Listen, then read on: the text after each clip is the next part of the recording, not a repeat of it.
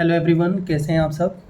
हम पढ़ रहे थे इंडियन फाइनेंशियल इंस्टीट्यूशंस, जिसमें हम आरबीआई के बारे में पढ़ चुके हैं। ठीक है, और शेड्यूल कमर्शियल बैंकों में पब्लिक सेक्टर बैंकों के बारे में पढ़ चुके हैं।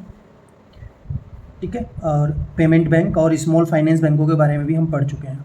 ठीक है, आज हम जो टॉपिक करने वाले हैं वो है RRB, regional rural bank and cooperative bank.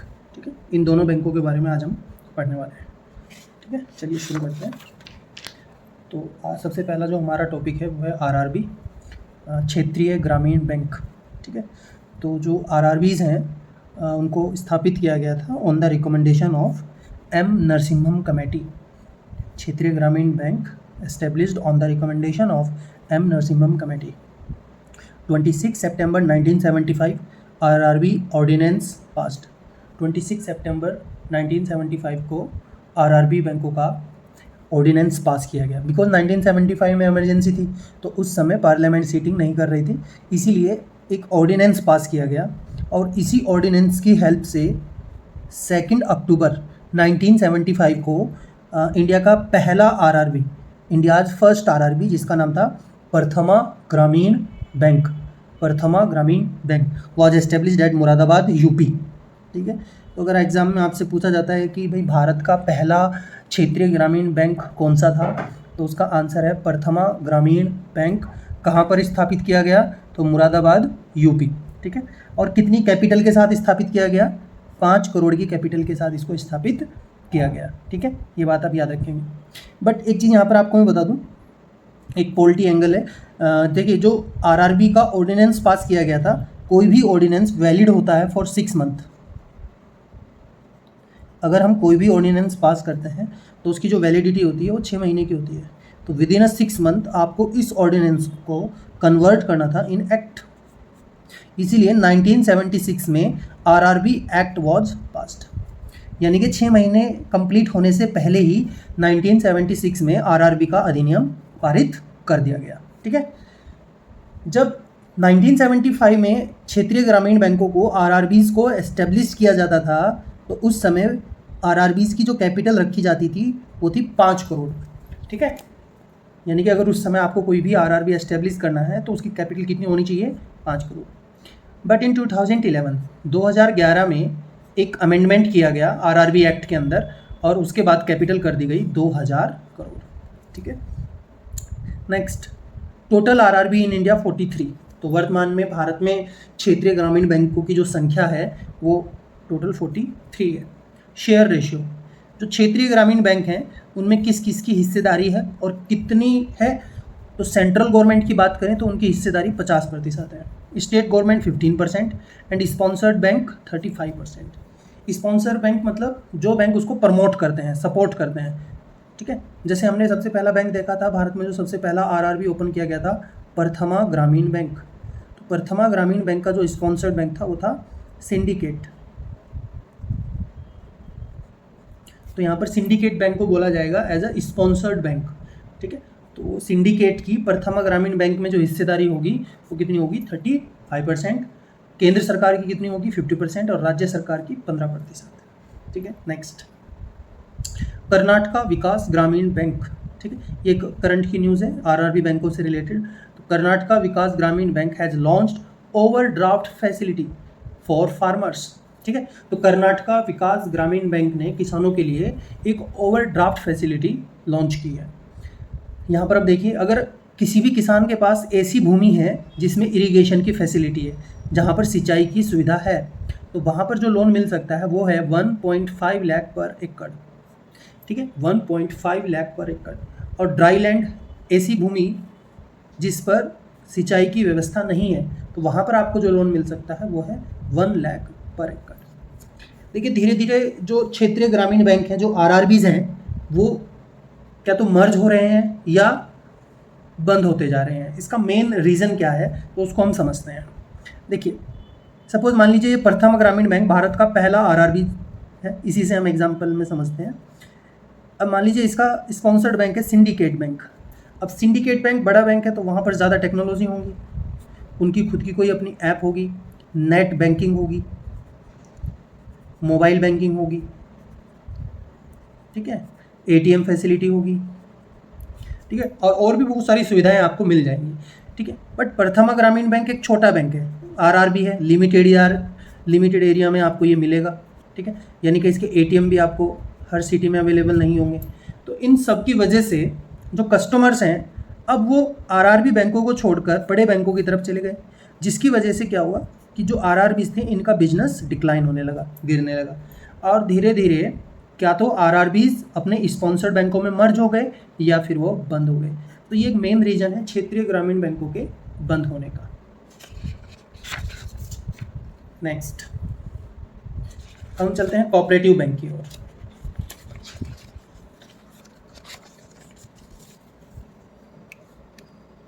ठीक है, कोऑपरेटिव बैंक। तो देखिए सबसे पहले हमें ये समझना है कि कोऑपरेटिव बैंकों को स्थापित क्यों किया गया था। तो देखिए यहाँ पर cooperative bank were established to supply rural credit like agriculture rural based industries. तो जो ग्रामीण क्षेत्रों में एग्रीकल्चर से संबंधित उद्योग थे उनको लोन प्रोवाइड करने के लिए कोऑपरेटिव बैंकों की स्थापना की गई थी। ठीक है, याद रहेगा आपको, एग्रीकल्चर रिलेटेड जो इंडस्ट्रीज थी उनको लोन प्रोवाइड करने के लिए ही कोऑपरेटिव बैंकों को स्थापित किया गया था। ठीक है, अब यहाँ पर स्ट्रक्चर ऑफ कोऑपरेटिव बैंक हम देखते हैं। स्ट्रक्चर ऑफ कोऑपरेटिव बैंक, तो देखिए जब हम कोऑपरेटिव बैंकों के स्ट्रक्चर की बात करते हैं तो दो तरह के कोऑपरेटिव बैंक हैं, urban cooperative bank and rural cooperative bank. Urban cooperative bank फिर से इनको दो पार्ट में डिवाइड किया गया है, scheduled cooperative bank and non scheduled cooperative bank. इसके बाद जो शेड्यूल्ड कोऑपरेटिव बैंक है वहाँ पर आपको multi state scheduled urban cooperative bank मिलेंगे और सिंगल स्टेट, यानी कि ऐसे कोऑपरेटिव बैंक जिनकी ब्रांचेस एक से ज़्यादा राज्य में है या एक ही राज्य में है। ठीक है, ऐसे ही नॉन शेड्यूल्ड कोऑपरेटिव बैंकों में है, multi state and single state. एक हमारा कैटेगराइजेशन था रूरल कोऑपरेटिव बैंक। ठीक है, अर्बन वाले का क्लासिफिकेशन हमने देख लिया, अब हम ग्रामीण क्षेत्र वाले का देखते हैं। तो जो क्षेत्रीय जो रूरल कोऑपरेटिव बैंक हैं उसमें जो हम क्लासिफिकेशन करते हैं वो on the basis of loan होता है, लोन के आधार पर। अब हमें ये देखना होता है कि जो लोन दिया गया है वो लॉन्ग टर्म्स के लिए दिया गया है या शॉर्ट टर्म्स के लिए दिया गया है। अगर वो लोन लॉन्ग टर्म के लिए दिया गया है तो उसको जो देने वाले कोऑपरेटिव बैंक्स होंगे उनको बोला जाएगा state cooperative agriculture and rural development bank. State cooperative agriculture and rural development bank, या फिर उनको कहा जाएगा primary cooperative agriculture and rural development bank. और अगर वो शॉर्ट टर्म्स के लिए लोन देते हैं तो उनको कहा जाएगा state cooperative bank, district cooperative bank या फिर प्राइमरी एग्रीकल्चर क्रेडिट सोसाइटी। तो ये हमारा स्ट्रक्चर ऑफ कोऑपरेटिव बैंक। ठीक है, आपको समझ में आ गया होगा। अब कोऑपरेटिव बैंकों का जो रजिस्ट्रेशन है वो कहाँ पर होता है, तो देखिए यहाँ पर cooperative bank are registered under the cooperative society act 1912। जितने भी कोऑपरेटिव बैंक हैं उन सब का रजिस्ट्रेशन कोऑपरेटिव सोसाइटी एक्ट 1912 के तहत होता है। ठीक है, and they are regulated by the RBI. Important है, आपको पूछ सकता है एग्जाम में कि जो कोऑपरेटिव बैंक्स हैं उनको कौन रेगुलेट करता है। तो in India all cooperative bank are regulated by RBI under banking regulation act 1949। Bharat में जो कोऑपरेटिव बैंक हैं उनको रेगुलेट किया जाता है bye RBI under banking regulation act 1949। ठीक है, और ये कोऑपरेटिव बैंकों पे कब से लागू होता है, 1966 से, 1966 से ये लागू होता है। क्लियर है यहाँ तक सभी को। नेक्स्ट देखिए सुपरविजन बाय नाबार्ड। आपसे पूछ सकता है कोऑपरेटिव बैंकों को रेगुलेट कौन करता है, तो उसमें आपका आंसर होगा आरबीआई। बट अगर पूछता है सुपरविजन किसके द्वारा किया जाता है, तब आंसर होगा नाबार्ड। बट जो सुपरविजन करने के लिए गाइडलाइन दी जाती हैं वो आरबीआई के द्वारा ही दी जाती हैं। ठीक है, under the guideline of RBI. Next देखिए, अगर आपसे एग्जाम में पूछा जाता है कि भारत का पहला कोऑपरेटिव बैंक कौन सा था, तो उसका आंसर होगा अनोया कोऑपरेटिव बैंक। ये 1889 में ओपन किया गया था गुजरात में। First cooperative bank in India, first cooperative bank in India. ठीक है, नेक्स्ट देखिए जून 2020 में जो बैंकिंग रेगुलेशन एक्ट है, अभी हमने देखा बैंकिंग रेगुलेशन एक्ट 1949, उसमें क्या किया गया, अमेंडमेंट किया गया, संशोधन किया गया। और संशोधन करके कोऑपरेटिव बैंकों के रेगुलेशन में कुछ चेंजेस किए गए। तो क्या क्या चेंजेस किए गए देखते हैं। सबसे पहला चेंज किया गया, ड्यूल मॉडल सुपरविजन को ख़त्म कर दिया गया। ठीक है, ड्यूल मॉडल सुपरविजन खत्म कर दिया गया, और वो इसलिए किया गया फॉर इफेक्टिव सुपरविजन, ताकि उनको अच्छे से सुपरवाइज किया जा सके। ठीक है, देखिए जो अर्बन कोऑपरेटिव बैंक है मल्टी स्टेट, पीछे हमने अभी स्ट्रक्चर में देखा था मल्टी स्टेट और सिंगल स्टेट होते हैं, तो जो अर्बन कोऑपरेटिव बैंक है मल्टी स्टेट, उनको सिर्फ आरबीआई ही रेगुलेट करेगा। ठीक है, दूसरा can not regulated by cooperative society. यहाँ पर आपको याद रखना है कि जो कोऑपरेटिव बैंक हैं पहले उनको एक तो आरबीआई सुपरवाइज करता था, ठीक है, साथ के साथ कोऑपरेटिव सोसाइटी, जो कोऑपरेटिव सोसाइटीज़ थी वो भी रेगुलेट करती थी, बट अब इनको ख़त्म कर दिया गया है। अब सिर्फ आरबीआई ही कोऑपरेटिव बैंकों को रेगुलेट करेगा, चाहे वो multi state urban cooperative bank हो या फिर वो single state urban cooperative bank हो। ठीक है, याद रखना है मल्टी स्टेट हो या सिंगल स्टेट हो, ठीक है, दोनों ही कोऑपरेटिव बैंकों को कौन रेगुलेट करेगा? आरबीआई। और किससे इनका रेगुलेशन ख़त्म कर दिया गया है? कोऑपरेटिव सोसाइटी से इनका रेगुलेशन ख़त्म कर दिया गया है। दूसरा, कैन इशू शेयर। अब कोऑपरेटिव बैंक अपने शेयर भी जारी कर सकते हैं। शेयर जारी करने के लिए पहले इन्हें क्या लाना पड़ेगा? IPO, initial public offering. ठीक है, तो cooperative bank can issue share, अब वो शेयर भी इशू कर सकते हैं। Next, 51% of cooperative bank board member must be have knowledge of experience in banking और इकोनॉमिक्स फील्ड।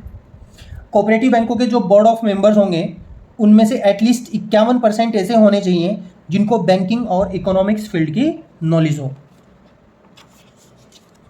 नेक्स्ट, एग्जाम में अगर आपसे पूछा जाए कि भारत का ऐसा पहला कोऑपरेटिव बैंक जो स्मॉल फाइनेंस बैंक में कन्वर्ट हुआ है, तो उसका आंसर होगा Shivalik mercantile cooperative bank become Shivalik small finance bank. ये पहला ऐसा कोऑपरेटिव बैंक है जो क्या बन गया है? स्मॉल फाइनेंस बैंक बन गया है। अब स्मॉल फाइनेंस बैंक बनने के लिए कुछ कंडीशंस हैं, वो आपको पता होनी चाहिए, आपसे एग्जाम में पूछा जा सकता है। देखिए, अगर कोई भी कोऑपरेटिव बैंक अपने आप को कन्वर्ट करना चाहता है as a small finance bank, तो उसके पास मिनिमम कैपिटल रिक्वायर्ड ₹100 करोड़। ठीक है, तो उस कोऑपरेटिव बैंक के पास मिनिमम कैपिटल कितना होना चाहिए? 100 करोड़ होना चाहिए, and with in a 5 year it should be 200 crore. और आने वाले 5 साल में वो कैपिटल कितनी हो जानी चाहिए? 200 करोड़ हो जानी चाहिए। क्लियर है? Next, urban cooperative bank with deposits above ₹100 crore must be constitute a board of management according to RBI guideline. ऐसे कोऑपरेटिव बैंक जिनके अंदर टोटल जमा, ग्राहकों की अगर जमा 100 करोड़ से ज़्यादा है, ठीक है, ऐसे कोऑपरेटिव बैंक, ऐसे अर्बन कोऑपरेटिव बैंक जिनके अंदर जो डिपॉजिट्स हैं कस्टमर्स की वो मोर देन 100 करोड़ है, उन बैंकों को क्या बनाना है? बोर्ड ऑफ मैनेजमेंट बनाना है, बोर्ड ऑफ मैनेजमेंट। ठीक है, ये इसलिए किया गया है क्योंकि अभी पीछे 2018, 2019 और 2020 में बहुत सारे कोऑपरेटिव बैंक क्राइसिस का शिकार हो गए और उसकी वजह से कस्टमर्स का पैसा फंस जाता है। तो इसीलिए आरबीआई ने डिसाइड किया है कि ऐसे कोऑपरेटिव बैंक जिनमें ज़्यादा डिपॉजिट्स हैं, ज़्यादा कितनी? 100 करोड़, और उन बैंकों को क्या बनाना होगा? बोर्ड ऑफ मैनेजमेंट बनाना होगा। और उसके लिए गाइडलाइन किसने दी है? आरबीआई ने दी है। तो वो गाइडलाइन क्या क्या है देखो, सबसे पहले तो बोर्ड ऑफ मैनेजमेंट बनेगा। बोर्ड ऑफ मैनेजमेंट जो है वो constituted by board of directors. Board of management को किसके द्वारा बनाया जाएगा? बोर्ड ऑफ डायरेक्टर्स को बनाया जाएगा। बोर्ड ऑफ डायरेक्टर्स कौन होते हैं? Share holder. ठीक है, जिन लोगों ने उस कोऑपरेटिव बैंक के शेयर परचेज कर रखे हैं उनको हम बोलते हैं बोर्ड ऑफ डायरेक्टर्स, और वही लोग चुनेंगे बोर्ड ऑफ मैनेजमेंट को। ठीक है, बोर्ड ऑफ मैनेजमेंट में कौन कौन लोग आते हैं? जैसे एमडी हो गया, सीईओ हो गया, ठीक है, सीओओ हो गया, ये इस तरह की जो पोस्ट हैं, ठीक है, ईडी हो गया, एग्जीक्यूटिव डायरेक्टर, ये सब पोस्ट बोर्ड ऑफ मैनेजमेंट में आती है। ठीक है, और इनको बोर्ड ऑफ डायरेक्टर्स के द्वारा चुना जाता है। बोर्ड ऑफ डायरेक्टर्स होते हैं शेयर होल्डर्स। देखिए, बोर्ड ऑफ मैनेजमेंट में मिनिमम 5 मेंबर्स होंगे और मैक्सिमम 12 मेंबर्स होंगे। मिनिमम 5 और मैक्सिमम 12। ठीक है, और ये सब कि बोर्ड ऑफ मैनेजमेंट बनाया जाएगा, 5 मेंबर होंगे, मैक्सिमम 12 होंगे, ये सब किया गया on the recommendation of YH Malegam committee. ठीक है, वेरी इंपॉर्टेंट, तो याद रखना है, board of management in urban cooperative bank were established on the recommendation of YH Malegam committee. Next, जो CEO होगा will be appointed after the approval from RBI। मान लीजिए ये बोर्ड ऑफ डायरेक्टर्स ने बोला कि भाई राम जो है वो CEO होगा, बट इसको CEO बनाने के लिए इन्हें अप्रूवल लेना पड़ेगा, किससे? RBI से। जब तक RBI अप्रूवल नहीं देगा यहाँ पर CEO को अपॉइंट नहीं किया जाएगा। तो CEO will be appointed after the approval from RBI। ठीक है। Next, if cooperative bank given A loan above 5 crore, यदि कोई भी कोऑपरेटिव बैंक 5 करोड़ से ऊपर का कोई लोन देता है, मस्ट बी इन्फॉर्म्ड, उसको बताना होगा to CRILC। What is CRILC? Central repository of information on large credit. तो जो भी बड़े बड़े क्रेडिट दिए जाते हैं 1 करोड़ से ज़्यादा के, तो अगर किसी भी बैंकों के द्वारा 1 करोड़ या उससे ज़्यादा का कोई भी क्रेडिट दिया जाता है तो वो लोन बताना पड़ता है CRILC को। CRILC क्या है? ये RBI की एक रिपोजिटरी है जिसमें सारी इन्फॉर्मेशन बैंकों को या कोऑपरेटिव बैंकों को बतानी होगी। तो देखो यहाँ पर लिखा है, यदि कोई भी कोऑपरेटिव बैंक 5 करोड़ से ऊपर का लोन देगा तो इसको इन्फॉर्म करना होगा central repository of information on large credit. आप इसकी फुल फॉर्म याद रखेंगे, इंपॉर्टेंट है। Next, RBI release cyber security vision framework for urban cooperative bank. ऐसे कोऑपरेटिव बैंक जिनकी कैपिटल कितनी है?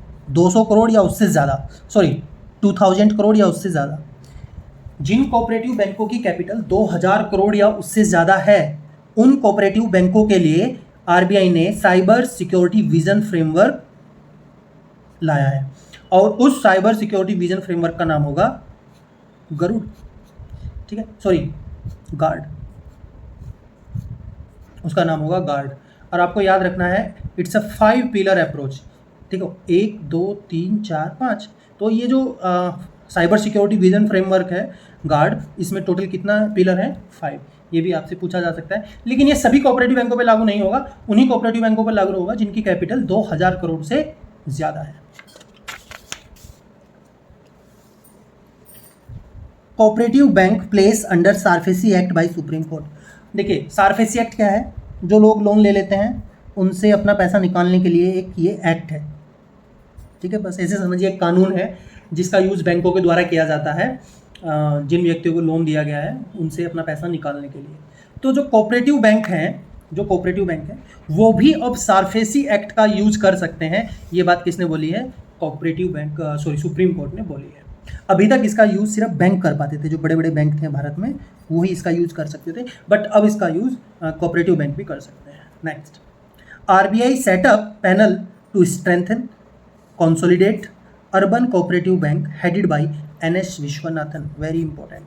देखिए, कोऑपरेटिव बैंकों को और ज़्यादा मजबूत बनाने के लिए, ठीक है, उनको कंसोलिडेट करने के लिए RBI ने एक कमेटी बनाई थी। उस कमेटी को हेडेड किया था NS विश्वनाथन ने, और इन्होंने अभी अगस्त में अपनी रिपोर्ट भी सबमिट कर दी है। तो आपसे पूछ सकता है, RBI के द्वारा कोऑपरेटिव बैंकों को मजबूत और कंसोलिडेट करने के लिए जो कमेटी बनाई गई थी उसको किसके द्वारा हेड किया गया था? तो उसका आंसर होगा NS विश्वनाथन। ठीक है, तो ये आज की हमारी वीडियो थी जिसमें हमने RRB बैंकों के बारे में पढ़ा, एज वेल एज हमने इसमें कोऑपरेटिव बैंकों के बारे में पढ़ा। ठीक है, और इससे पहले हम RBI पढ़ चुके हैं, पब्लिक सेक्टर बैंक पढ़ चुके हैं, पेमेंट बैंक हम पढ़ चुके हैं, स्मॉल फाइनेंस बैंकों के बारे में हम पढ़ चुके हैं। RRB और कोऑपरेटिव बैंकों की वीडियो आज आपको मिल जाएगी। ठीक है, तो ये हमारा सारा क्या था? फाइनेंशियल इंस्टीट्यूशन का जो चैप्टर है उसी के अंतर्गत है, फाइनेंशियल इंस्टीट्यूशन।